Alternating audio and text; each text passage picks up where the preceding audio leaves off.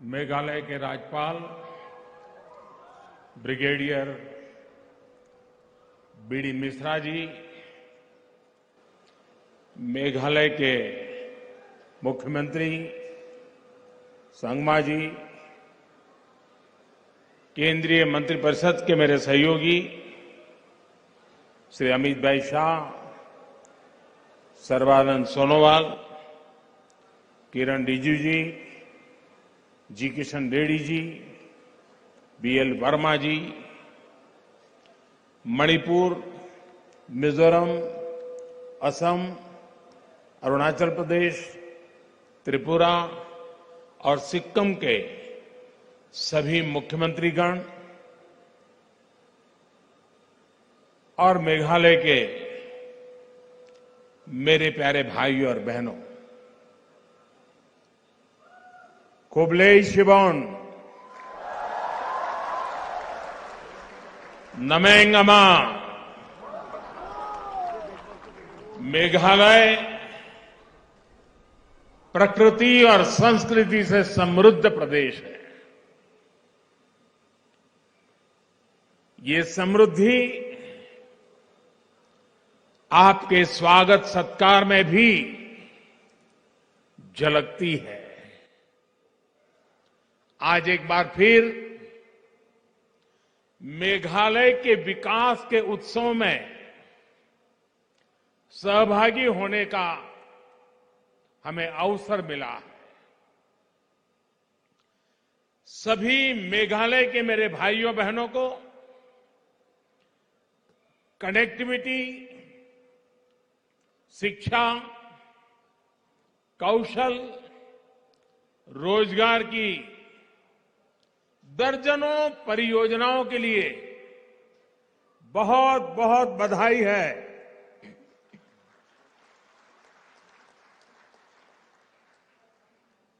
भाइयों और बहनों,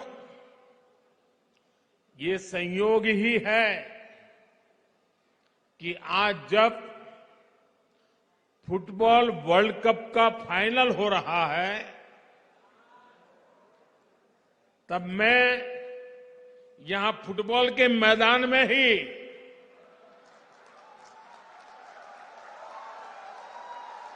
फुटबॉल प्रेमियों के बीच में हूं।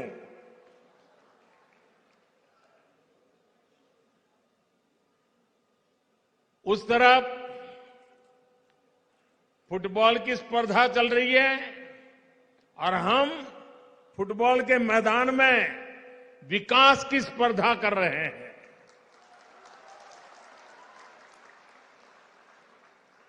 मुझे एहसास है कि मैच कतर में हो रहा है, लेकिन उत्साह और उमंग यहां भी कम नहीं है।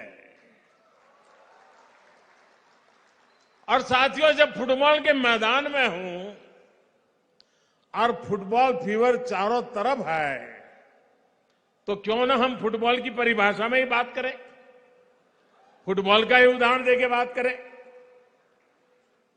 हम सबको मालूम है कि फुटबॉल में अगर कोई खेल भावना के विरुद्ध, स्पोर्ट्समैन स्पिरिट के खिलाफ अगर कोई भी व्यवहार करता है तो उसे रेड कार्ड दिखाकर बाहर कर दिया जाता है।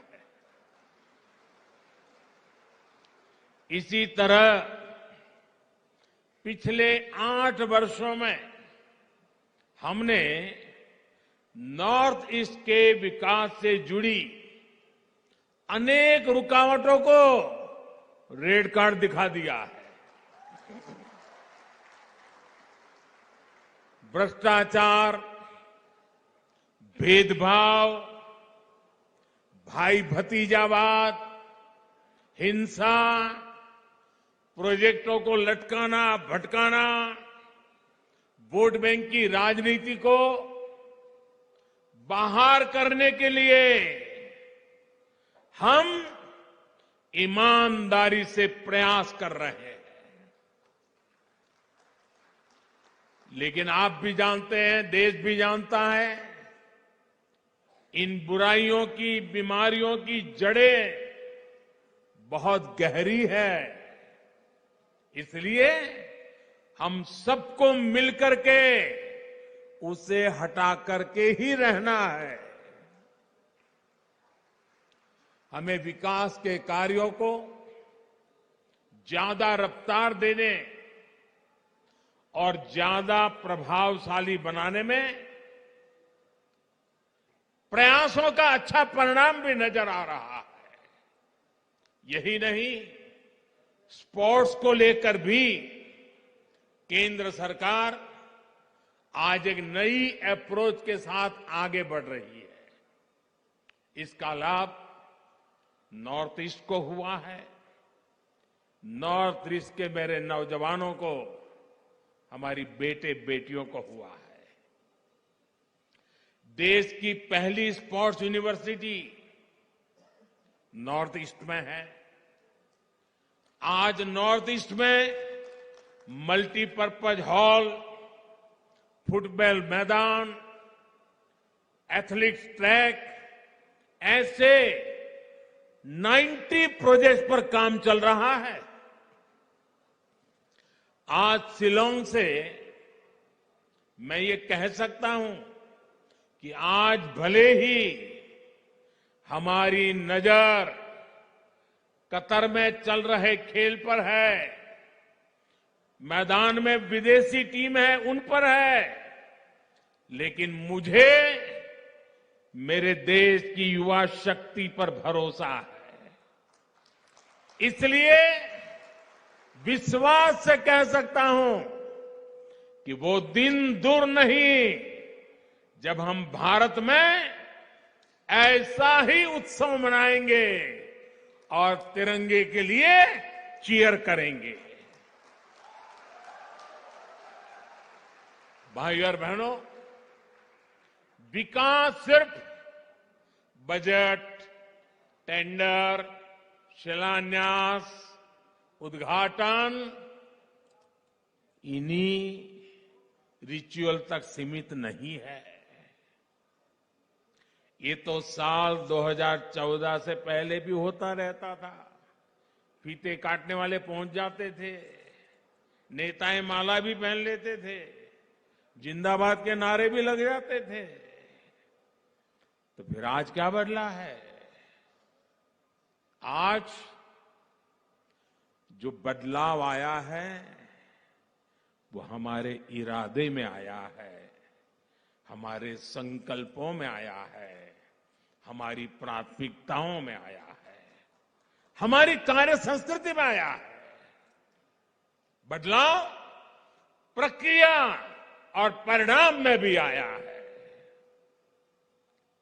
संकल्प आधुनिक इंफ्रास्ट्रक्चर, आधुनिक कनेक्टिविटी से विकसित भारत के निर्माण का है। इरादा भारत के हर क्षेत्र, हर वर्ग को तेज विकास के मिशन से जोड़ने का है। सबका प्रयास से भारत के विकास का है। प्राथमिकता अभाव को दूर करने की है, दूरियों को कम करने की है, कैपेसिटी बिल्डिंग की है, युवाओं को अधिक अवसर देने की है। कार्य संस्कृति में बदलाव यानी हर प्रोजेक्ट, हर प्रोग्राम समय सीमा के भीतर पूरा किया जाए। साथियों, जब हमने केंद्र सरकार की प्राथमिकताएं बदली, प्रायोरिटी बदली, तो पूरे देश में इसका पॉजिटिव असर भी दिख रहा है। इस वर्ष देश में 7 लाख करोड़ रुपए, ये आंकड़ा मेघालय के भाई बहन याद रखना, नॉर्थ ईस्ट के मेरे भाई बहन याद रखना, सिर्फ इंफ्रास्ट्रक्चर के लिए केंद्र सरकार 7 लाख करोड़ रुपया खर्च कर रही है। जबकि 8 वर्ष पहले ये खर्च 2 लाख करोड़ रुपए से भी कम था। यानी आजादी के 7 दशक बाद भी सिर्फ 2 लाख करोड़ रुपए तक पहुंचे और 8 वर्षों में लगभग 4 गुना क्षमता हमने बढ़ाई है। आज इंफ्रास्ट्रक्चर को लेकर अनेक राज्य भी राज्यों के बीच में कंपटीशन हो रही है, स्पर्धा हो रही है, विकास की स्पर्धा हो रही है। देश में ये जो बदलाव आया है उसका सबसे बड़ा लाभार्थी भी आज ये मेरा नॉर्थ ईस्ट ही है। शिलांग सहित नॉर्थ ईस्ट की सभी राजधानियां रेल सेवा से जुड़े, इसके लिए तेजी से काम चल रहा है। साल 2014 से पहले जहां हर हफ्ते 900 उड़ानें ही संभव हो पाती थी, आज इनकी संख्या करीब 1900 तक पहुंच गई है। कभी 900 हुआ करती थी, अभी 1900 हुआ कर गई है। आज मेघालय में उड़ान योजना के तहत 16 रूट्स पर हवाई सेवा चल रही है। इससे मेघालय वासियों को सस्ती हवाई सेवा का लाभ मिल रहा है। बेहतर एयर कनेक्टिविटी से मेघालय और नॉर्थ ईस्ट के किसानों को भी लाभ हो रहा है। केंद्र सरकार की कृषि उड़ान योजना से यहां के फल सब्जी देश और विदेश के मार्केट तक आसानी से पहुंच पा रहे हैं। साथियों, आज जिन प्रोजेक्ट्स का लोकार्पण और शिलान्यास हुआ है, उससे मेघालय की कनेक्टिविटी और सशक्त होने वाली है। पिछले 8 वर्षों में मेघालय में नेशनल हाईवे के निर्माण पर 5,000 करोड़ रुपए खर्च किए गए हैं। पिछले 8 वर्षों में जितनी ग्रामीण सड़कें मेघालय में प्रधानमंत्री सड़क योजना के तहत बनी है, वह उससे पहले 20 वर्षों में बनी सड़कों से 7 गुना ज्यादा है। भाइयों और बहनों, नॉर्थ ईस्ट की युवा शक्ति के लिए डिजिटल कनेक्टिविटी से नए अवसर बनाए जा रहे हैं। डिजिटल कनेक्टिविटी से सिर्फ बातचीत, कम्युनिकेशन नहीं, उतना ही लाभ मिलता है ऐसा नहीं है, बल्कि इससे टूरिज्म से लेकर टेक्नोलॉजी तक, शिक्षा से लेकर स्वास्थ्य तक हर क्षेत्र में सुविधाएं बढ़ती हैं, अवसर बढ़ते हैं। साथ ही विश्व में तेजी से उभरती डिजिटल अर्थव्यवस्था का सामर्थ्य भी इससे बढ़ता है। 2014 की तुलना में नॉर्थ ईस्ट में ऑप्टिकल फाइबर की कवरेज लगभग 4 गुना बढ़ी है। वहीं मेघालय में ये वृद्धि 5 गुना से अधिक है। नॉर्थ ईस्ट के कोने कोने तक बेहतर मोबाइल कनेक्टिविटी पहुंचे, उसके लिए 6,000 मोबाइल टावर लगाए जा रहे हैं। इस पर 5,000 करोड़ रुपए से अधिक खर्च किया जा रहा है। आज मेघालय में अनेक 4G मोबाइल टावर्स का लोकार्पण इन प्रयासों को गति देगा। ये इंफ्रास्ट्रक्चर यहां के युवाओं को नए अवसर देने वाला है। मेघालय में आईआईएम का लोकार्पण और टेक्नोलॉजी पार्क का शिलान्यास भी पढ़ाई और कमाई के अवसरों का विस्तार करेगा। आज नॉर्थ ईस्ट के आदिवासी क्षेत्रों में 150 से अधिक एकलव्य मॉडल स्कूल बनाए जा रहे हैं। इसमें से 39 मेघालय में है। दूसरी तरफ आयाम जैसे प्रोफेशनल एजुकेशन के संस्थानों से युवाओं को प्रोफेशनल एजुकेशन का लाभ भी यही मिलने वाला है। भाइयों और बहनों, नॉर्थ ईस्ट के विकास के लिए भाजपा की एनडीए की सरकार पूरी ईमानदारी से काम कर रही है। इस वर्ष ही 3 नई योजनाएं शुरू की गई है, जो या तो सीधे नॉर्थ ईस्ट के लिए है या फिर उनसे नॉर्थ ईस्ट का सबसे अधिक लाभ होने वाला है। पर्वतमाला योजना के तहत रोपवे का नेटवर्क बनाया जा रहा है। इससे नॉर्थ ईस्ट के प्रसिद्ध पर्यटन स्थलों में सुविधा बढ़ेगी और टूरिज्म का विकास भी होगा। पीएम डिवाइन योजना तो नॉर्थ ईस्ट के विकास को नई गति देने वाली है।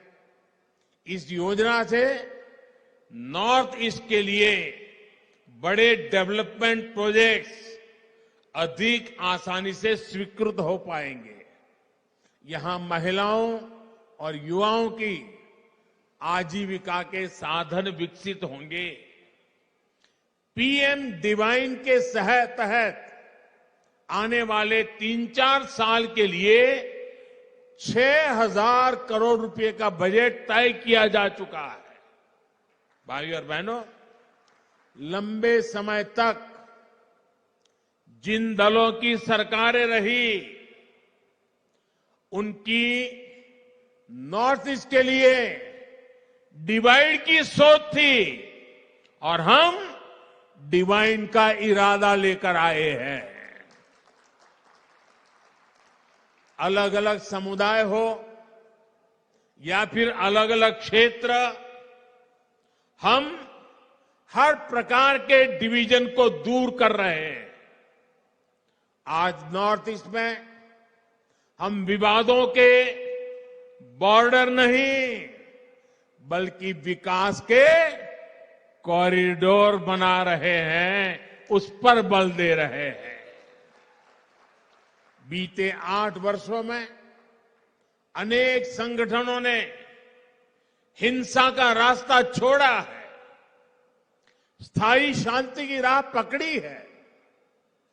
नॉर्थ ईस्ट में आस्था की आवश्यकता ना पड़े, इसके लगातार राज्य सरकारों के साथ मिलकर स्थितियों को सुधारा जा रहा है। यही नहीं, राज्यों के बीच सीमाओं को लेकर भी दशकों से जो विवाद चल रहे थे, उनको सुलझाया जा रहा है। साथियों, हमारे लिए नॉर्थ ईस्ट, हमारे बॉर्डर एरिया आखिरी छोर नहीं, बल्कि सुरक्षा और समृद्धि के गेटवे है। राष्ट्र की रक्षा भी यहीं से सुनिश्चित होती है और दूसरे देशों से व्यापार कारोबार भी यहीं से होता है।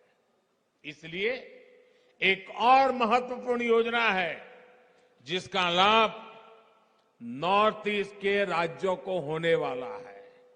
वो योजना है वाइब्रेंट बॉर्डर विलेज बनाना। इसके तहत सीमावर्ती गांवों में बेहतर सुविधाएं विकसित की जाएगी। लंबे समय तक देश में ये सोच रही है कि बॉर्डर एरिया में विकास होगा, कनेक्टिविटी बढ़ेगी तो दुश्मन को फायदा होगा, ये सोचा जाता था। मैं तो कल्पना भी नहीं कर सकता हूं, क्या ऐसा भी कभी सोचा जा सकता है?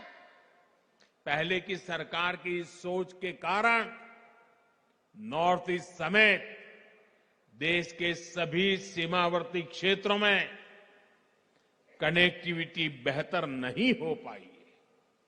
लेकिन आज डंके की चोट पर बॉर्डर पर नई सड़कें, नई टनल, नए पुल, नई रेल लाइन, नए एयर स्ट्रिप, जो भी आवश्यक है, एक के बाद एक उसके निर्माण का काम तेज गति से चल रहा है। जो सीमावर्ती गांव कभी वीरान हुआ करते थे, हम उन्हें वाइब्रेंट बनाने में जुटे हैं। जो गति हमारे शहरों के लिए महत्वपूर्ण है, हमारे बॉर्डर पर भी वही गति होनी आवश्यक है। इससे यहां टूरिज्म भी बढ़ेगा और जो लोग गांव छोड़कर गए हैं वे भी वापस लौटकर आएंगे। साथियों, पिछले साल मुझे वेटिकन सिटी जाने का अवसर मिला, जहां मेरी मुलाकात हिज होलीनेस द पोप से हुई। मैंने उन्हें भारत आने का न्योता भी दिया है। इस मुलाकात ने मेरे मन पर गहरा प्रभाव छोड़ा। हम दोनों ने उन चुनौतियों पर चर्चा की जिनसे आज पूरी मानवता जूझ रही है। एकता और समरसता की भावना से कैसे सबका कल्याण हो सकता है, इस पर एकजुट प्रयासों के लिए सहमति बनी। इसी भाव को हमें सशक्त करना है। साथियों, शांति और विकास की राजनीति का सबसे अधिक लाभ हमारे जनजातीय समाज को हुआ है। आदिवासी समाज की परंपरा, भाषा, भूषा, संस्कृति को बनाए रखते हुए आदिवासी क्षेत्रों का विकास सरकार की प्राथमिकता है। इसलिए बांस की कटाई पर जो प्रतिबंध था उसे हमने हटा दिया। इससे बांस से जुड़े आदिवासी उत्पादों के निर्माण को बल मिला। वनों से प्राप्त उपज में वैल्यू एडिशन के लिए नॉर्थ ईस्ट में 850 वनधन केंद्र स्थापित किए जा चुके हैं। इनसे अनेक सेल्फ हेल्प ग्रुप जुड़े हैं, जिनमें अनेक हमारी माताएं बहनें काम कर रही है। यही नहीं, घर, पानी, बिजली, गैस जैसे सोशल इंफ्रास्ट्रक्चर का भी नॉर्थ ईस्ट को सबसे अधिक लाभ हुआ है। बीते वर्षों में मेघालय में 2 लाख घरों तक पहली बार बिजली पहुंची है। गरीबों के लिए लगभग 70,000 घर स्वीकृत हुए हैं। लगभग 3 लाख परिवारों को पहली बार नल से जल की सुविधा मिली है। ऐसी सुविधाओं के सबसे बड़े लाभार्थी हमारे आदिवासी भाई बहन हैं। साथियों, नॉर्थ ईस्ट में तेज विकास की ये धारा ऐसे ही प्रवाहित होती रहे, इसके लिए आपका आशीर्वाद हमारी ऊर्जा है। अभी कुछ ही दिनों में क्रिसमस का पर्व आ रहा है, ये त्योहार आ रहा है। आप सभी को आज जब मैं नॉर्थ ईस्ट आया हूं तो इसी धरती से सभी देशवासियों को, सभी मेरे नॉर्थ ईस्ट के भाई बहनों को आने वाले क्रिसमस के त्योहार की अनेक अनेक शुभकामनाएं देता हूं। एक बार फिर आप सभी को बहुत बहुत बधाई। खुबलेई शिबोन, मितेला।